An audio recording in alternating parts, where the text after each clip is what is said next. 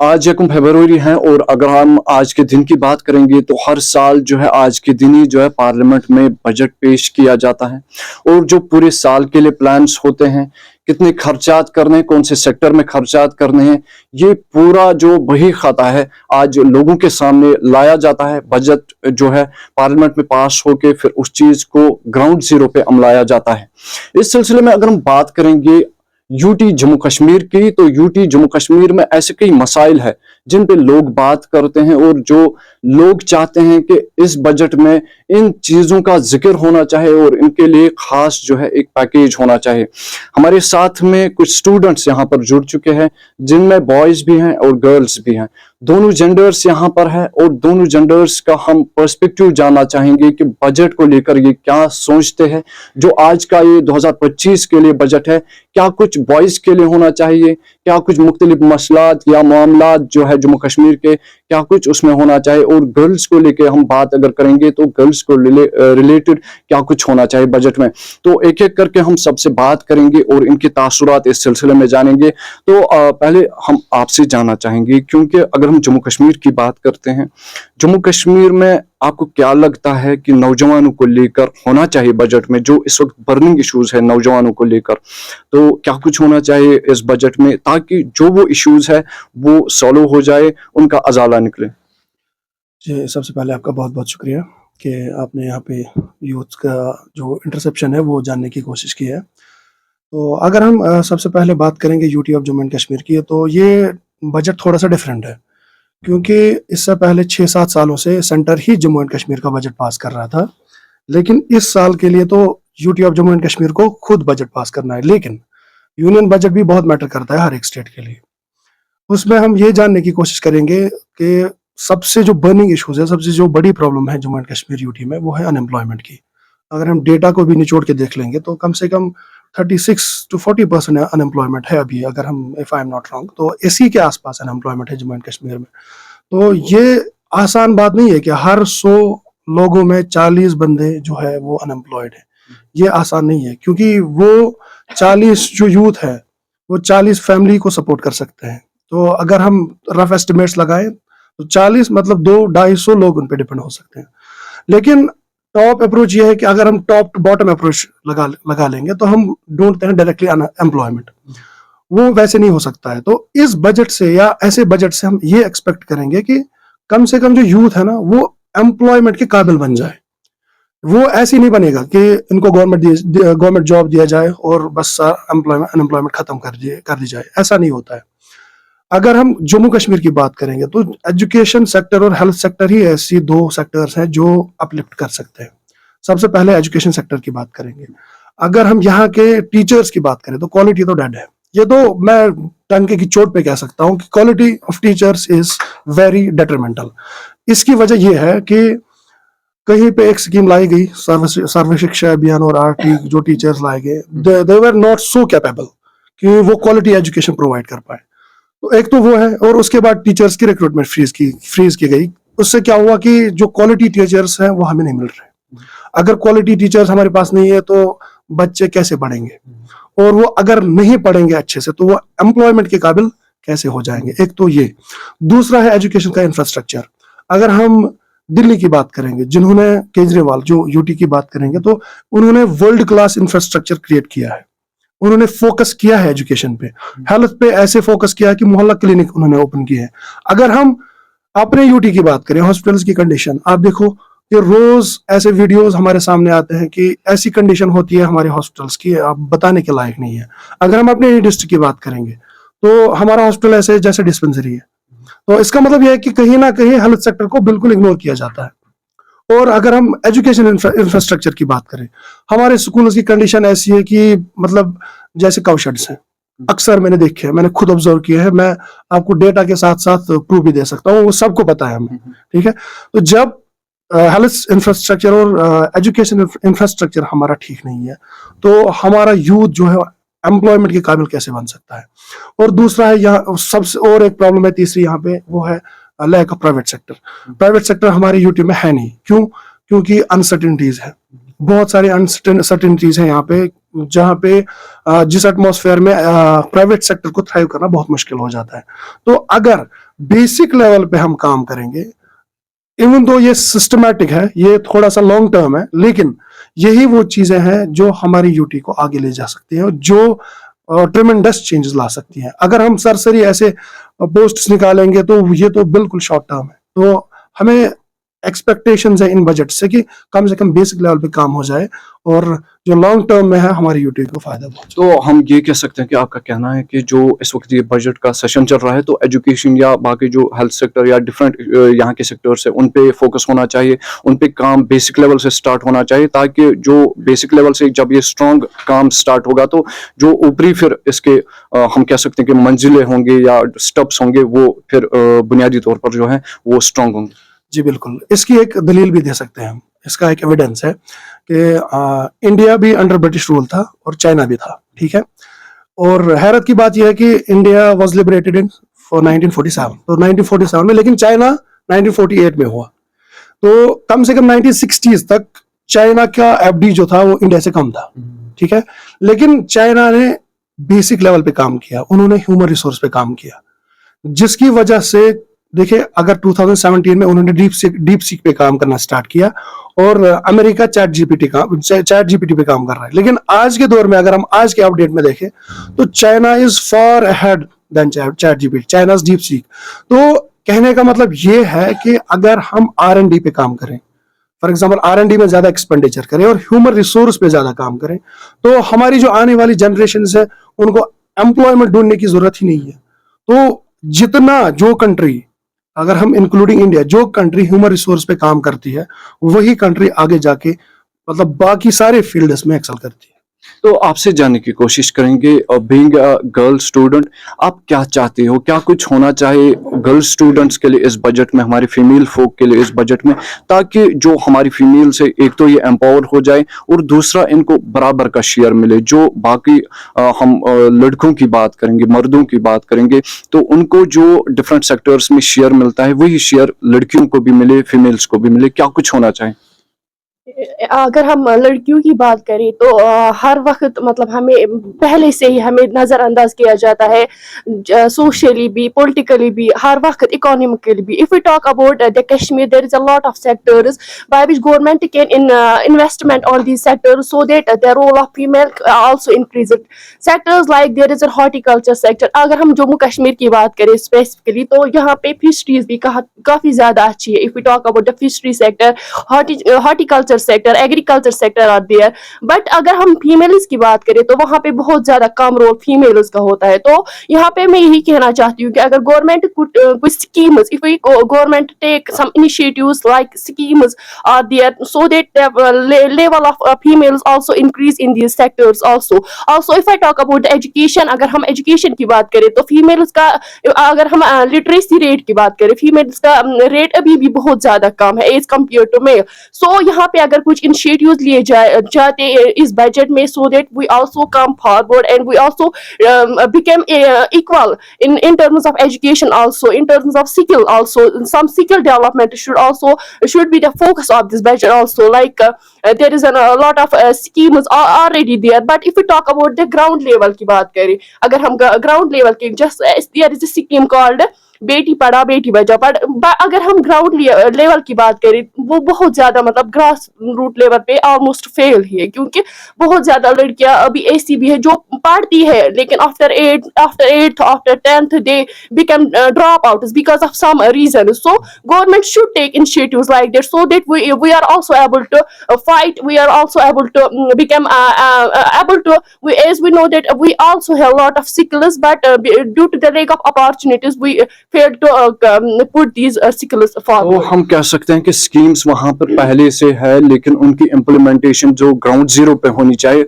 उसमें चेंजेस होनी चाहिए। और साथ साथ में ये वाली बजट जो है फीमेल्स के लिए कुछ ऐसा पैकेज आना चाहिए ताकि जो ग्राउंड जीरो से काम शुरू किया जाए उससे फीमेल्स जो है अपलिफ्ट हो जाए, एम्पावर हो जाए। तो आपसे जानने की कोशिश करेंगे, पहले से जैसे इन्होंने कहा कि मुख्तलिफ ऐसी स्कीमें हैं ग्राउंड जीरो पे।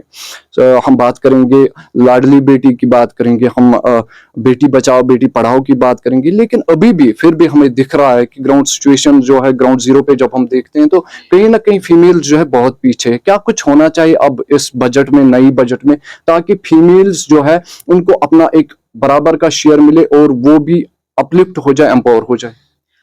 बिस्मिल्लाहिर्रहमानिर्रहीम। जैसा कि इन्होंने कहा था कि हमारे जो लेवल्स जो स्कीम्स है वो आगे इम्प्लीमेंट नहीं हो पा रही हैं। उसका रीज़न ये है कि क्योंकि जो फीमेल है उनको इक्वल अपॉर्चुनिटीज़ नहीं मिल रही हैं। और अगर हम किसी सेक्टर की बात करेंगे, फॉर एग्ज़ाम्पल एक सेक्टर हमने लिया, हमारे गवर्नमेंट ने हमें एमएमएससी स्कीम्स दे दी है, जिसमें जो लड़कियां हैं जो घर पे बैठी हुई है, like they are not educated, but the thing is that कि वो काफ़ी ज़्यादा वर्केबल है, वो उनमें उनमें टैलेंट है, लाइक सोजनी वर्क्स है हमारे पास, या कोई भी पश्मीना काम करते हैं, कोई भी काम करते हैं, but they have talent, even tailoring talents.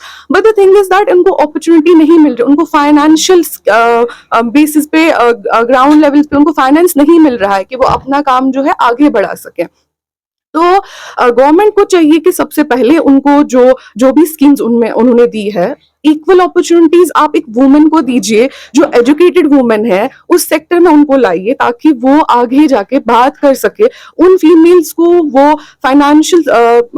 Finance provide करे, ताकि वो आगे जाए और आगे अपना जो स्किल है किसी भी हिसाब से, इवन कोई एजुकेटेड है और कोई अनएजुकेटेड है, चाहे किसी भी सेक्टर में है, तो उनको आगे अपॉर्चुनिटीज मिले। तो हम ये कह सकते हैं कि आपका कहना है कि जो वुमन जिस चीज़ में महारत रखती है उसको उस चीज़ में या उस फील्ड में जो है अपॉर्चुनिटी मिलनी चाहिए, ताकि वो अपनी ख्वाब वहाँ पे ताबीर कर सके, अपना करियर वहाँ पे बना सके। इरफान साहब, आपसे मुख्तसरन जानना चाहेंगे, क्योंकि हम जब जम्मू कश्मीर की जब हम बात करते हैं तो यहाँ पर एजुकेशन को लेके बहुत सारी स्कीम्स पहले से है, जिसमें आपने एसएसए सर्व शिक्षा अभियान की बात की, तो कई ऐसी स्कीम्स और भी लॉन्च की गई, जिसमें गवर्नमेंट ने रिसेंटली एक स्कीम लॉन्च की कि एनरोलमेंट ड्राइव्स उन्होंने की।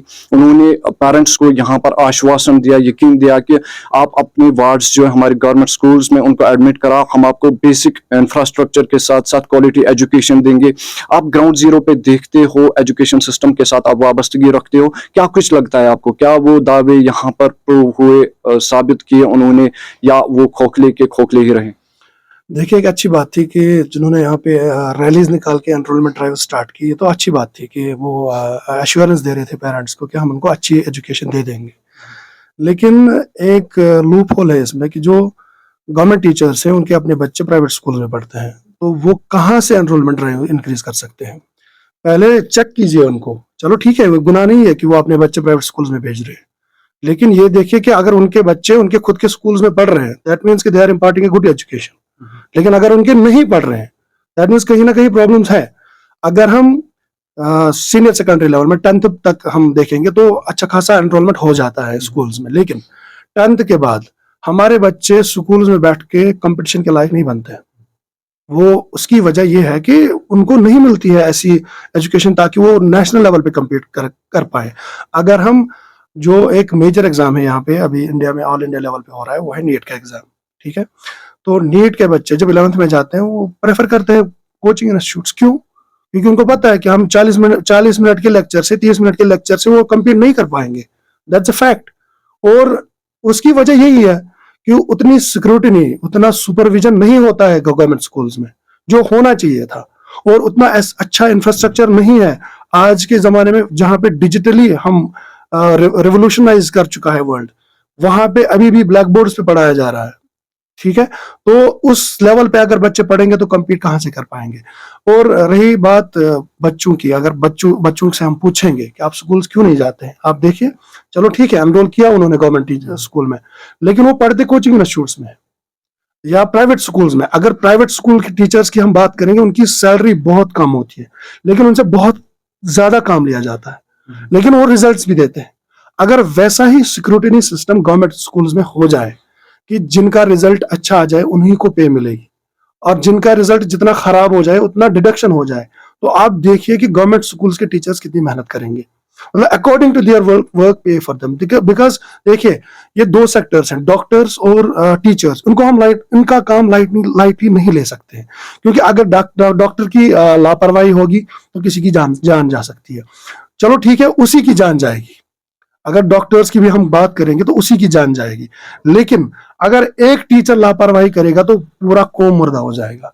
तो अगर इस लेवल पे स्क्रूटिनी हो जाए कि ये टीचर्स गवर्नमेंट स्कूल्स में क्या कर रहे हैं, कैसे पढ़ा रहे हैं, तो मुझे लगता है कि बहुत हद तक, मतलब हर एक डिस्ट्रिक्ट पे एक सिक्योरिटी की टीम होना चाहिए, जो फ्लाइंग स्क्वाड होना चाहिए हर जगह, जो देखे कि टीचर्स कैसा काम कर रहे हैं, कैसा बच्चों को पढ़ा रहे हैं, और बच्चों का फीडबैक मैकेनिज्म क्रिएट करें जैसे प्राइवेट्स में होता है।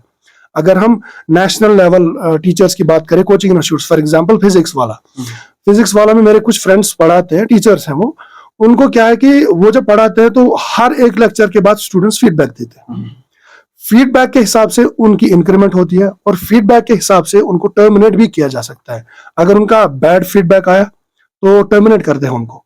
इससे क्या होता है, एफिशिएंसी बढ़ जाती है। एक टीचर हसास रहता है कि अगर मैं यहाँ पे पढ़ा रहा हूँ तो कोई कोताही नहीं रहनी चाहिए, बच्चा अच्छे से समझना चाहिए और उनको मिलना चाहिए जो हम डिलीवर करते हैं। अगर ऐसा ही मैकेनिज्म गवर्नमेंट स्कूल्स में इंप्लीमेंट हो जाए, मुझे लगता है एजुकेशन सेक्टर काफी हद तक रेवोल्यूशनाइज कर पाएगा। आपसे मुख्तसरन जानना चाहेंगे, शॉर्टली आप हमें बताइए कि वुमेन्स के साथ हम देख रहे हैं कितने सारे इश्यूज रिलेटेड है, खासतौर पर हम डोमेस्टिक वायलेंस की बात करेंगे, एवटीजिंग की बात करेंगे, या उनके साथ वायलेंस जो वर्किंग प्लेस में होती हैं, तो उसके लिए हम एक टर्म कहेंगे कि सिक्योरिटी फॉर वुमेन। तो आपको लगता है बजट में ऐसा कुछ होना चाहिए? या definitely if we talk about the security for women, अगर हम बात करेंगे तो बहुत ज़्यादा मतलब वायलेंस फेस करनी पड़ती है वुमेन्स को, ना कि सिर्फ मतलब घर में भी, लेकिन अगर हम काम वर्किंग प्लेसेस की बात करें, sexual harassment is there is a big I can say issue by which can women can not work. बहुत सारी ऐसी रिपोर्ट्स भी आती है कि वुमेन ने जॉब छोड़ा और रीजन इज ऑलवेज देयर कि डोमेस्टिक ये sexual harassment is there. So if I talk about the sexual harassment or domestic violence, it is at a peak, and it became the reason nowadays that women are forcible to leave their jobs and and घर और ऐसा होता है कि उनको घर में ही बैठना पड़ता है। So there should be a scheme or there should be an initiatives by the government so that we can also come forward and we can also become able, so we also feel safe everywhere, not only in homes or houses, but also in an I can say working places. Yes. तो आपसे मुख्तसरन short में जानना चाहेंगे कि जम्मू कश्मीर की जब हम बात करते हैं, खासतौर पर अपनी कश्मीर डिवीजन की बात करेंगे, जो हमारी फॉर फ्लंग एरियाज है, वहाँ पे कहीं ना कहीं हमें अभी भी दिख रहा है कि डिस्क्रिमिनेशन जो है, जेंडर बेस्ड डिस्क्रिमिनेशन वहाँ पे अभी भी हो रही है। तो आपकी क्या मैसेज रहेगी जो हमारी बहनें फॉर फ्लंग एरियाज में रहती हैं, उनके लिए क्या मैसेज रहेगी आपकी कि उनको क्या कुछ करना चाहिए अपने राइट्स के लिए लड़ने के लिए? जी, मैं आपको बताऊँ, पहले ही मैंने आपको बताया कि गवर्नमेंट स्कीम्स जो है हमारे पास एमएमएससी की स्कीम्स है, वो फाइनेंशियली प्रोवाइड करती है एक वुमन को, ठीक है। तो अगर हम वुमन को फाइनेंशियली प्रोवाइड करेंगे तो वो इंडिपेंडेंट बनेगी, जिस हिसाब से एक मेल और फीमेल डोमिनेट नहीं हो जाएंगे, तो उस हिसाब से अपनी जो वो अपना रास्ता बना सकती है, आगे जा सकती है। जो उसमें काफ़ी सारी चीज़ें हैं, लाइक वो बाहर निकल सकती है तो उसको बाहर का एनवायरनमेंट पता होगा कि किस हिसाब से क्या करना है, क्या नहीं करना है। उसी हिसाब से जब एक मेल को अपॉर्चुनिटी दी जाती है, अगर हम देखेंगे तो वो खाली एक फैमिली के लिए होती है। पढ़ाया अगर मेल को जाता है, तो अगर फीमेल को पढ़ाते एक सोसाइटी को पढ़ाता है, तो obviously automatically there will be an change. अगर हम फीमेल को सेम अपॉर्चुनिटीज देंगे, सेम फाइनेंस प्रोवाइड करेंगे, इंडिपेंडेंट बनाएंगे, और सबसे बड़ी चीज हम पहले फैमिली से ही स्टार्ट करेंगे, तो आगे जाके जो हमारे बॉयज है, जो हमारी गर्ल्स है, तो फैमिली से ही एजुकेट होना स्टार्ट हो जाएंगी और ये और सारी चीजें जो है ऑटोमेटिकली कम होना स्टार्ट हो जाएंगी। चलिए, शुक्रिया आप सबका हमारे साथ बात करने के लिए और इतना वक्त देने के लिए। अगर हम बात करेंगे बजट 2025 की, सेशन चल रहा है और आगे जो है आज शाम तक पता चलेगा कि कौन सी चीजें जो ऐसी है जो एजुकेशन को सपोर्ट करेगी, एजुकेशन को बेनिफिट करेगी, और साथ साथ में जो खासतौर पर जम्मू कश्मीर को जब हम मद्देनजर रखेंगे, क्योंकि जम्मू कश्मीर की जब बात हम करते हैं तो ये एक ऐसी स्टेट थी जहां पर 2019 में जो है आर्टिकल एबॉरगेशन के बाद जो है इसको स्टेटहुड से इसको यूटी में तब्दील किया गया, और उसके बाद यहाँ के कवानीन में जो है तब्दीली लाई गई। और साथ साथ में अगर हम देखेंगे यहाँ के जो मनाजिर हैं वो मुख्तलिफ दिखाई दिए 2019 के बाद, खासतौर पर अनएम्प्लॉयमेंट की जब हम बात करते हैं, या हम मुख्तलिफ इशूज एजुकेशन को लेकर बात करेंगे, हेल्थ को लेकर बात करेंगे, या हम जो लोगों को बुनियादी सहूलियात मिलनी चाहिए ग्राउंड जीरो पे, जिसमें हम बेसिक फैसिलिटीज की बात करेंगे, जिसमें PHE की बात होती है, या PDD की बात होती है, या रोड्स की बात होती है, बिल्डिंग्स की बात होती है। तो ओवरऑल जब हम जम्मू कश्मीर की बात करेंगे तो जम्मू कश्मीर के लोग जो हैं कहीं ना कहीं 1 फरवरी को उस अंदाज से देखते हैं कि ये उस इस दिन को उस तरीके से देखते हैं कि शायद जम्मू कश्मीर के लोगों के लिए एक खास ऐलान होगा, कोई एक ऐसा ऐलान होगा जिससे जम्मू कश्मीर के तमाम शोबों की, तमाम फील्ड्स की तरक्की होगी। अब ये जो बजट है, इसमें हमने नौजवानों से बात की और इन्होंने अपने तासुरात बताए कि किस तरीके की बजट होनी चाहिए और ग्राउंड जीरो पे इस बजट को किस तरीके से अमलाना होगा ताकि जम्मू कश्मीर जो है एक सीधी राह पे चले और डेवलपमेंट की राह पे चले। जिला बड़गाम से मैं केसर टीवी के लिए नूरुल अमीन।